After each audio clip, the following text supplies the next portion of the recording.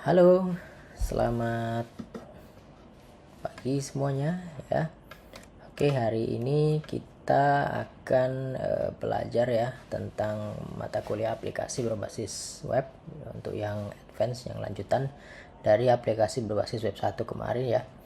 Nah, di semester genap ini aplikasi berbasis web ini lebih condong kepada salah satu framework ya.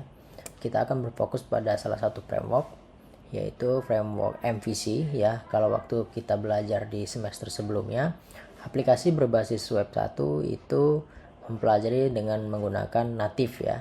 Nah, sekarang di pertemuan ini kita akan bahas tentang framework. Namun sebelum lanjut, kita nanti akan bahas tentang kontrak kuliah kita seperti biasa ya. Apa-apa saja yang kita sepakati di dalam perkuliahan ini ya. Untuk pertemuan perdana ini saya akan menjelaskan terkait tentang kontrak kuliah kita ya. Terkait partisipasi ya, itu 10% ya untuk penilaian, tetapi saya harapkan kalian tuh harus full, paling tidak penuh ya untuk absensinya. Kemudian ada tugas itu 50% dari perkuliahan ini kita ambil, dan UTS 15% serta UAS 25% ya. Nah, kehadiran kita harus mencukupi 75% dari total pertemuan kita. Jadi saya harapkan saudara bisa rajin ya hadir sesuai waktu perkuliahan kita. Untuk penilaian mungkin ini tidak perlu saya jelaskan lagi ya. Agregat grade-nya itu dari nilai A itu adalah lebih besar sama dengan 85 itu ya. Nah, norma etika ya, kalian itu wajib tepat waktu seperti biasanya. Nanti ketika kita sudah masuk perkuliahan di ruang kelas ya, itu saya harap tidak ada lagi terlambat ya, karena kita nanti masuk di pukul 8. Saya harap semuanya itu paling lama 15 menit telat. Jadi ketika saya memulai kelas itu sudah tidak ada lagi yang permisi izin untuk masuk gitu ya. Nah, jadi ketika nanti sudah lewat daripada itu, ketika saya tidak izinkan masuk, jadi ya jangan kecewa gitu ya, karena kita sudah kesepakatin itu. Oke. Kemudian jika dosen tidak hadir, maka biasanya akan saya sampaikan 1 jam sebelum atau 1 hari sebelum bahwa saya berhalangan untuk tidak masuk di perkuliahan kita gitu ya. Nah, kemudian terkait dengan pakaian, saya harap pakaian itu rapi ya. Tidak ada menggunakan kaos oblong, apalagi sendal ya. Artinya yang perempuan tertutup rapi dan yang laki-laki juga tertutup rapi dan sopan gitu ya. Kemudian dilarang menghidupkan handphone ya, merokok ataupun makan dan lain-lain. Jadi saya harapkan attitude kalian di kelas itu betul-betul dijaga, karena kita saling menghargai, untuk kita saling bisa menghargai lah di kelas gitu ya. Nah, yang selanjutnya adalah RPS. Nah, RPS mata kuliah di aplikasi web 2 ini nantinya kita akan belajar tentang web dinamis ya, menggunakan database. Kemudian server side scripting yang kita akan lebih fokuskan pada framework nantinya gitu ya. Kemudian fungsional menggunakan API dan content management system. Jadi nanti kita akan bikin satu aplikasi ya, satu aplikasi yang bisa kita gunakan di kasus nyata gitu. Nah, untuk materi di sini akan bahas tentang MVC, kemudian ada framework ya, kemudian jenis framework di PHP ini, dan yang terakhir adalah Git version control gitu ya, atau Git itu ya. Nanti kita akan menggunakan GitHub sebagai media version control kita. Nah, di sini di aplikasi web 2 ini kita akan nantinya sebagai goal akhir perkuliahan kita adalah setiap mahasiswa itu nanti akan dimasukkan dalam kelompok ya, mungkin maksimal 6 orang dalam satu kelompok, akan terintegrasi dengan mata kuliah aplikasi web. Jadi aplikasi web 2 ini nanti ending goalnya adalah membuat sebuah aplikasi panel admin yang akan memanage data dari sisi website gitu ya.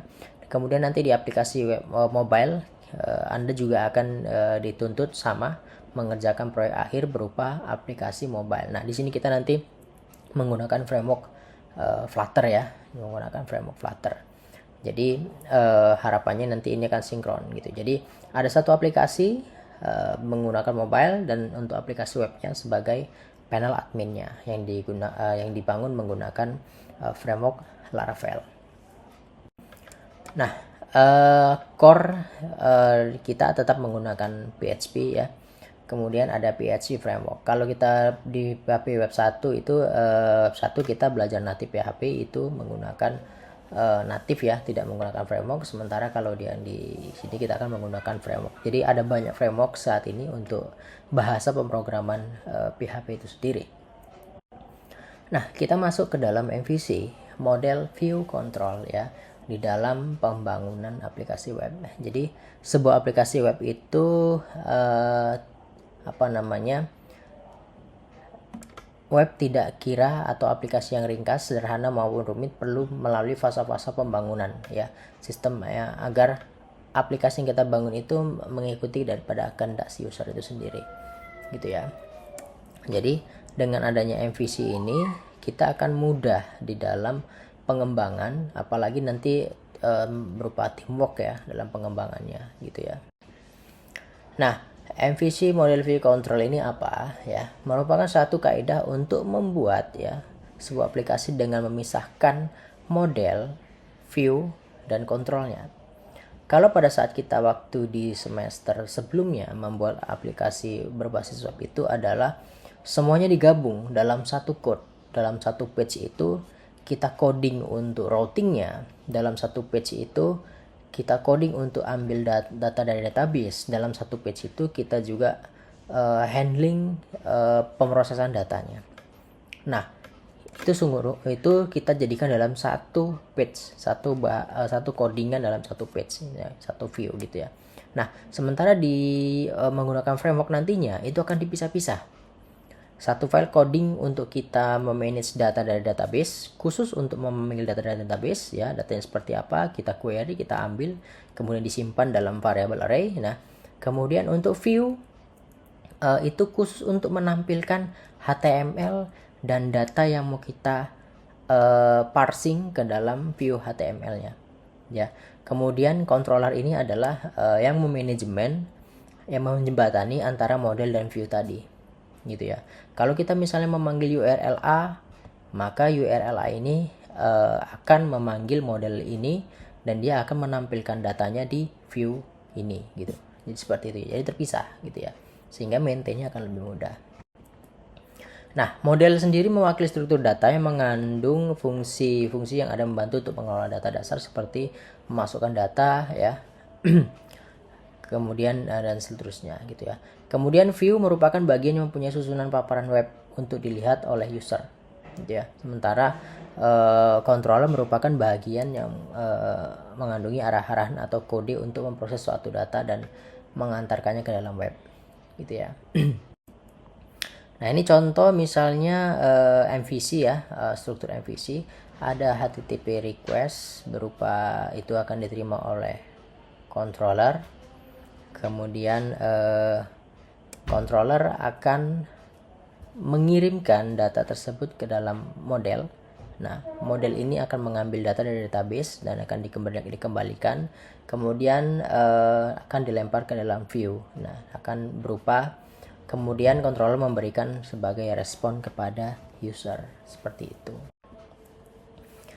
Nah, ini konsep MVC kalau kita pelajari tentang framework coordinator ya, itu ada index, ada routing, caching, kemudian security, view, dan application control. Nah, application control ini ada namanya model, library, helpers, plugin, dan script. Hampir sama seperti framework lainnya juga, tetap mereka membagi dalam beberapa middleware gitu ya. Istilah middleware nanti akan kita pakai di dalam framework Laravel gitu ya. Apa itu middleware? Kita akan bahas nanti mungkin di pertemuan selanjutnya gitu ya. Nah, apa itu framework web? Kalau kita tadi bicara soal framework, sekarang framework tentang webnya gitu ya. Nah, framework dapat diartikan sebagai sebuah kerangka kerja gitu ya. Kerangka kerja di mana dapat memudahkan dalam pembangunan aplikasi web berbasis web seperti itu ya. Jadi framework ini kerangka kerja, kemudian platformnya apa gitu ya. Nah, ini framework versus CMS. Jadi framework tidak sama dengan CMS gitu ya. Kalau CMS itu Content Management System. Nah, framework seperti yang kita lihat pada gambar di sebelah kiri ini ya, pada gambar di sebelah kiri kita ini ya. Framework ini ya.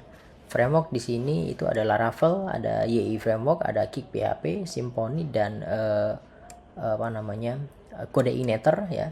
Kemudian sementara kalau di yang CMS ini ada WordPress, Drupal, kemudian dan lain-lainnya ya. Siapa yang tidak kenal dengan yang namanya WordPress ini ya. Jadi WordPress ini sebagai website populer ya, CMS populer saat ini. Hampir seluruh website di dunia ini itu hampir dibangun instan menggunakan WordPress karena lebih mudah di dalam mengelola kontennya gitu ya. Oke, ini terkait dengan framework tadi ya. Ini saya tidak akan bahas, nanti kalian bisa baca sendiri ya. Ada frameworknya, model itu apa, view apa, ini saya ulang-ulang saja. Nah, kemudian kita bahas tentang kelebihan framework antara lain itu sebagai berikut. Yang pertama, ringan dan cepat. Ya, di sini ringan dan cepat itu artinya begini. Kita sebagai developer itu mudah dalam pemanggilan pustaka atau kelas, sehingga kita meminimal resource untuk pembuatan kode yang redundan. Kalau kita sudah pernah membuat kode untuk memanggil data ini, kita bisa pakai lagi nanti pada fungsi-fungsi yang lain untuk memanggil data tersebut kembali. Artinya fungsinya saja dipanggil tanpa membuat ulang fungsi yang sama atau tanpa membuat ulang hal prosedural yang sama untuk kita gunakan. Jadi kalau kita sudah pernah memanggil data A ya, terus kita bungkus dalam satu fungsi. Nah, pada page-page yang lain atau pada metode-metode yang lain kita bisa panggil saja kembali. Jadi kita tidak perlu membuat kode yang sama untuk memanggil data A gitu ya. Jadi kalau waktu kita di web 1 itu mungkin kita kata masing-masing menggunakan redundant ya, seperti itu. Ya kita tahu Laravel, Codeinator dan seterusnya gitu ya. Nanti sekalian kalian bisa survei sendiri. Nah, kita lanjut di Laravel MVC. Kalau kita lihat struktur MVC pada Laravel ini, kita lihat di sini. Yang pertama, user itu merequest. Nah, request tersebut akan dihandle oleh routing. Nah, routing ini ya berada di file namanya web.php. Nanti seperti itu ya. Kemudian routing ini kira-kira mengunjungi akan dihandling oleh controller ya. Ya. Routing ini milik controller siapa? Dia akan memanggil controller siapa? Nah, controller ini di dalamnya itu berisi bridging antara view dan model. Misalnya di routing ini user merequest misalnya URL A yang menampilkan halaman home. Nah, maka routing akan mencari di mana URL A ini, terus di mana posisi controller si URL A tadi. Nah, pada bagian controller, URL A ini akan dipanggil ya. Di dalam pada saat pemanggilan URL A ini fungsi ini memanggil siapa saja, model A dan view A misalnya, contoh seperti itu. Nah, di model A ini database-nya itu database mana dan tabel mana yang akan diambil datanya. Seperti itu ya. Kemudian view A ini akan menampilkan hasil collecting daripada model tadi yang diparsing dalam view, kemudian dirender kembali ke user. Jadi seperti itu. Jadi kita codingnya ini terpisah gitu ya. Kita tidak harus dijadikan satu. Kita bisa oprek sendiri bagian view sendiri tanpa mengganggu bagian model. Controller juga sama. Ini controller hanya menggabungkan gitu ya. Dan ini konsepnya mungkin dalam bentuk coding kita akan lebih kelihatan. Jadi, tapi secara kerja itu semuanya terpisah namun terintegrasi, yaitu controller sebagai bridging antara kedua view dan model ini, seperti itu ya. Nah, ini kita skip aja. Ini seperti ini, konsepnya seperti ini. Karena ada framework yang menggunakan metode MVVC ya. MVVC sebentar, ini ada MVC, ada banyak lagi, ada banyak metode yang digunakan oleh para framework gitu ya. Nah, contohnya version control seperti ini. Misal kita bikin satu cabang pertama, ya, kita bikin cabang pertama. Kemudian ada seorang teman yang ingin membantu kita mengerjakan sesuatu. Maka kita bikin cabang yang kedua. Maka kawan kita tadi mengerjakan di cabang yang kedua ini. Jadi file itu seperti dipecah versinya, gitu ya, dipecah versinya. Ya, versi A misalnya file pertama main filenya itu ada 100 baris. Kemudian kita pecah, kita berikan kepada yang kedua, dia akan membuat perubahan-perubahan. Entah itu di baris ke-50, entah menambah baris, sehingga barisnya itu akan berbeda. Ya, dia kerjakan, kemudian mungkin dia akan melakukan branching lagi gitu ya. Kemudian setelah dia sampaikan bahwa saya sudah selesai untuk tugas saya, nah kemudian selanjutnya adalah kita mengemas, menjadikan file itu jadi satu lagi. Ini ibaratnya begini ya, kita pekerjaannya itu ada banyak dalam satu tim, tapi paper atau kertas yang dikerjakan itu cuma satu. Nah, tentu dong kalau si A itu sedang mengetik di baris pertama dan si B juga mengetik di baris pertama, itu kan bentrok ya. Bentrok. Tapi dalam hal ini, karena sudah di branching seperti ini, sudah dibuat versinya, mereka nggak bentrok. Bentroknya kapan? Ketika akan di merge. Gitu, ketika akan di merge, ketika akan dijadikan satu, mereka sama-sama mengetik di baris yang sama. Nah, apa yang terjadi? Yang terjadi adalah di sini akan terjadi bentrok. Nah, disinilah peran daripada manajer, kalau kita bilang kepala proyek lah, yang tugasnya adalah menyelesaikan konfliknya. Nah, nanti dia akan membantu baris siapa yang akan dia bagian atas dan baris siapa yang di bagian bawah sebelumnya, sehingga coding tidak tidak terjadi error seperti itu, gitu ya.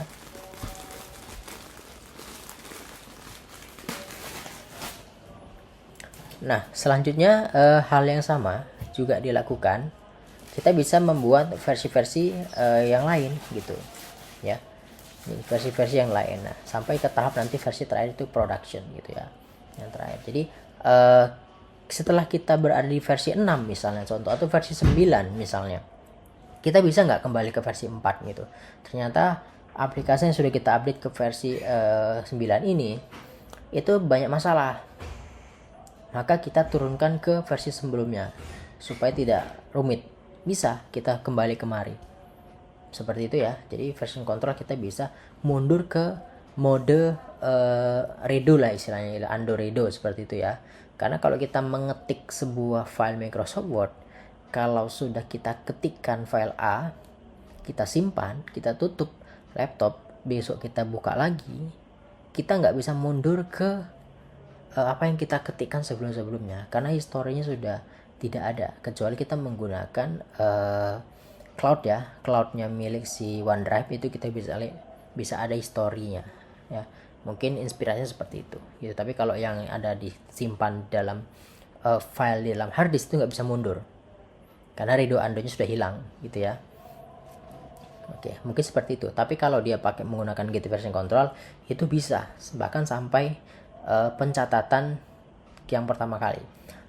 Kapan kita bisa mundur dan maju seperti itu? Setiap hal yang kita anggap itu sudah selesai harus kita catatkan sebagai checkpoint di versinya, gitu ya. Jadi ini tidak hanya berbicara soal versi ya, tapi apa yang kita kerjakan. Misalnya saya menambahkan tombol ini di bagian ini dan sudah berhasil, kita submit, kita commit, terus kita mengerjakan yang lain. Ketika sudah berhasil juga kita tambahkan itu lagi. Jadi itu sudah tersimpan checkpoint setiap pekerjaan sudah kita anggap selesai, seperti itu ya. Nah, ini contohnya collaboration developer pada satu server, codingnya dalam satu server, dalam satu folder, tetapi yang mengerjakan nanti ada banyak orang, gitu ya. Yang mengerjakan ada banyak, programmernya ada banyak, projectnya satu, gitu ya. Bagaimana mereka yang ini mengerjakan bagian menu ini, yang tim B mengerjakan bagian menu ini. Contohnya apa? kolaborasi seperti ini tuh pada perusahaan-perusahaan besar ya, seperti startup besar ataupun perusahaan-perusahaan, contohnya kita katakan seperti Tokopedia gitu ya, atau Grab misalnya, seperti aplikasi-aplikasi besar, apalagi Shopee gitu ya, itu menggunakan bukan one man show untuk mengerjakan aplikasi, tapi banyak. Ada yang khusus mengerjakan bagian aplikasi tentang produk, ada yang khusus mengerjakan aplikasi tentang promo gitu ya. Tetapi aplikasinya satu, tetapi yang mengerjakan banyak orang gitu ya. Jadi nanti ada tugas sebagai kepala proyek yang akan memerge semua supaya tidak terjadi error gitu ya. Oke, ini misal ya. Kita punya file dengan nama final doc gitu kan. Terus ada bimbingan dengan dosen, ada revisi gitu ya, tolong revisi ini nih, perbaiki nih, sehingga Anda copy filenya, tidak Anda langsung timpa. Jadi nanti ketika Anda bikin skripsi atau bikin file-file tentang laporan makalah, sebaiknya jangan ditimpa. Seperti ini contohnya. Anda klik kanan copy paste gitu ya, atau duplikat, maka bikin kopiannya dengan nama final revisi. Terus Anda bimbingan lagi dengan dosennya, ternyata masih revisi lagi, maka Anda copy lagi, Anda bikin file seperti ini. Kenapa? Terkadang dosen pada saat Anda bimbingan, dia akan membandingkan dengan yang sudah Anda buat sebelumnya. Ketika Anda buat yang baru ini ternyata lebih buruk dari yang sebelumnya, maka dosen menganjurkan, oh sepertinya ini masih lebih baik, yang kemarin masih lebih baik, maka masukkan yang narasi yang kemarin dan data yang kemarin. Nah, kalau Anda bikin satu file, bagaimana cara mengembalikannya? Mengembalikan ide dan tulisan yang sudah Anda timpa itu, bahkan sudah Anda buang gitu ya. Masuk akal ya? Nah, makanya ketika dosennya meminta file yang kemarin, data yang kemarin, tulisan yang kemarin, Anda tinggal mengklik file yang ini, tinggal Anda baca lagi. Seperti itu ya. Jadi alasannya supaya Anda bisa maju mundur tapi versi manual gitu, tidak kehilangan informasi yang lampau. Nah, selanjutnya misalnya terjadi revisi lagi, nah Anda begini lagi, final revisi lagi-lagi, terus revisi lagi, final revisi lagi-lagi, final gitu ya, dan seterusnya, final revisi lagi-lagi, alhamdulillah ACC misalnya gitu. Jadi ini file versi terakhir yang sudah ACC contohnya. Jadi kalau kita menggunakan file Microsoft Word, barangkali seperti inilah analoginya. Report ya, report. Nah, gitu juga kalau kita melakukan coding gitu ya. Melakukan coding. Ketika kita sudah membuat fasilitas feature sebuah program yang sudah kita buat terbaru, ternyata banyak error. Nah, kita pengen mundurkan ke versi yang sebelumnya, yang masih normal. Nah, itu bagaimana? Sementara codingnya itu sudah kita timpa.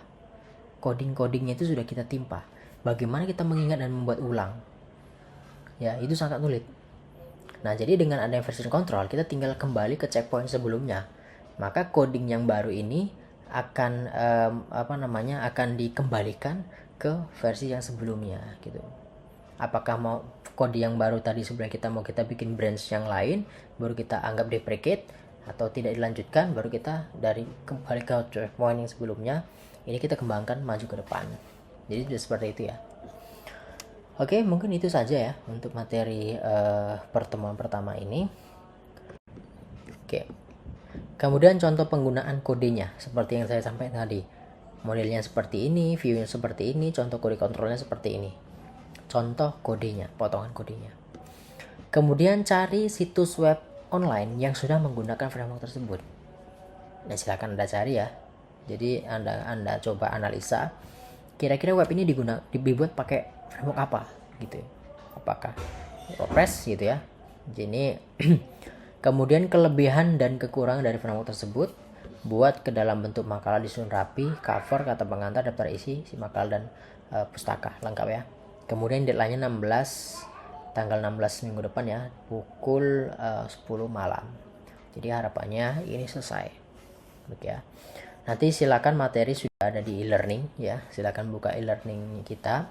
masing-masing dengan enroll untuk aplikasi web 2. Di sana ada RPS mata kuliah kita, referensi buku ajar yang saya buku ajar yang saya buat ya, buku yang saya buat bisa Anda jadikan referensi. Kemudian rubrik penilaian. Nah, untuk materi ada di kontrak kuliah dan MVC Framework Version Control. Tugas bisa disubmit di pertemuan pertama. Ya, ada due date-nya. Jadi jangan lupa ya, 16 Maret pukul 10 malam. Oke.